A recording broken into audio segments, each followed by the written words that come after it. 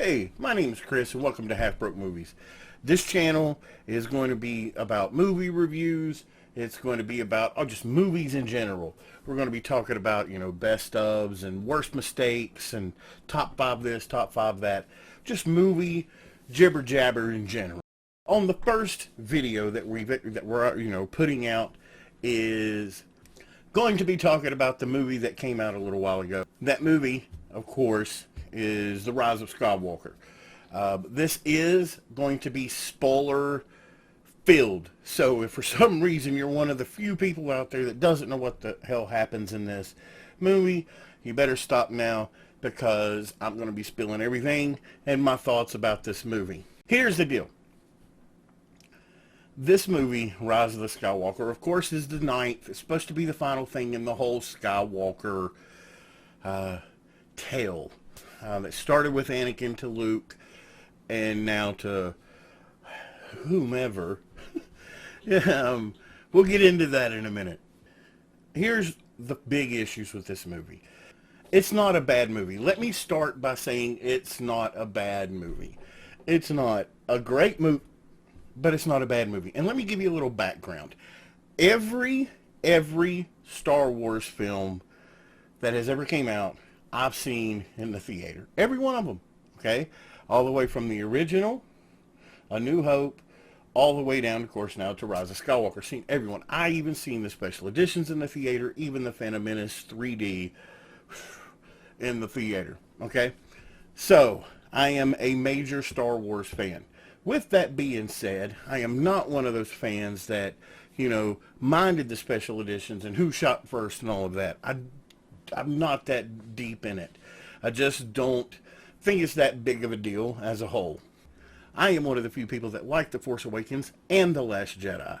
I liked them both. I thought it went well. But the only problem I had with The Last Jedi, more so than anything, is it felt like an ending. The way it was, it felt like it could have been an ending to it all. And once it was turned over to J.J. Abrams and he took a hold of it, I wondered how they were going to come back up from that. I didn't mind Luke in The Last Jedi. I actually kind of like it. He was grizzled, he was older, and I thought he was more like Yoda from Empire Strikes Back. I did not mind it. On to Rise of Skywalker. My first issue, is Palpatine. I do not mind that Palpatine is in there, even though I will totally agree with the people out there that say that it felt like a Hail Mary in the storyline, like, holy crap, Rian Johnson killed Snoke. Now we need another big baddie. Now, with that being said, that wasn't my major issue. My major issue is the major plot hole of Palpatine. We are just supposed to accept he's back. Oh, look, here's Palpatine. He's a big baddie. He survived the big explosion in the Death Star, and he's back. We're just supposed to accept it. No explanation, no anything. I have a major problem with that. We'll leave that one there. That's number one. Number two problem is there were all these moments throughout the movie that felt like they didn't go far enough. Lando and Luke had been searching for all, that thing, but they were searching, and then all that time Lando and Luke can't find it, but they happen to fall into one of the trimmer holes and run into one of the trimmer snakes and just happen to stumble upon that thing that they had been looking for. Like, come on. There were a lot of moments like that throughout this movie of where we're just supposed to accept it. For instance, the whole, I've got something to tell you, and then doesn't tell her, and then never comes back to it again. Never tells her. And we all, J.J. Abrams has straight up said that he dropped the ball on that, and it is that Finn was Force sensitive. Get that. And everybody kind of thought that, was putting that puzzle piece in there themselves. But The problem is, this is a film.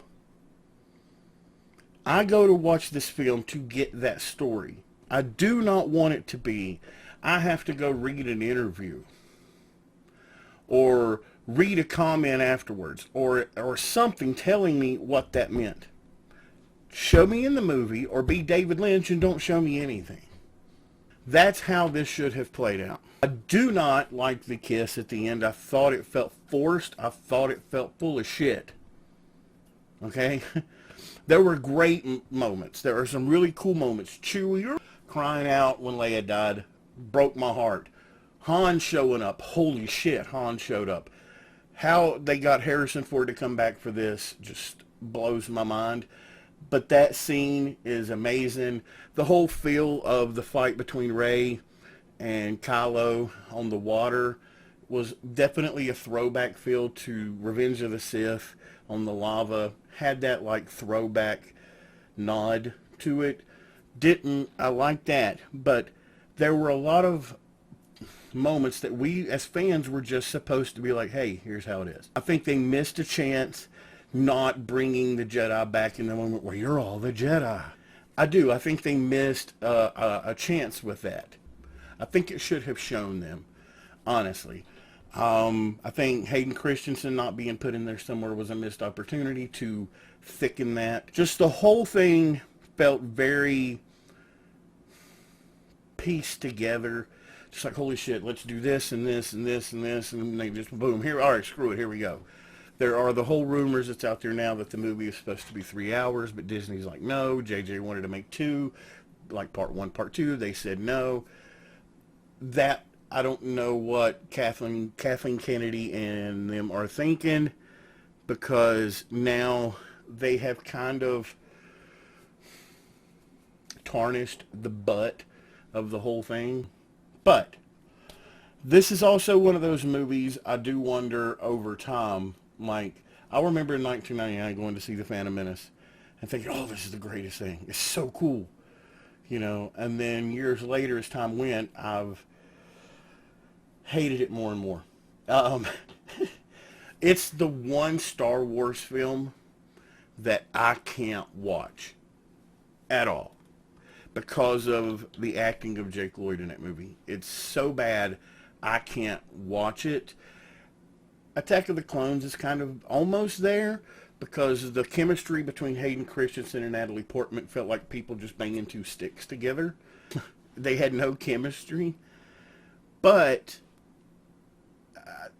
I wonder how this is going to hold up over time. Is this something that as time goes, we go back and watch and hate it even more?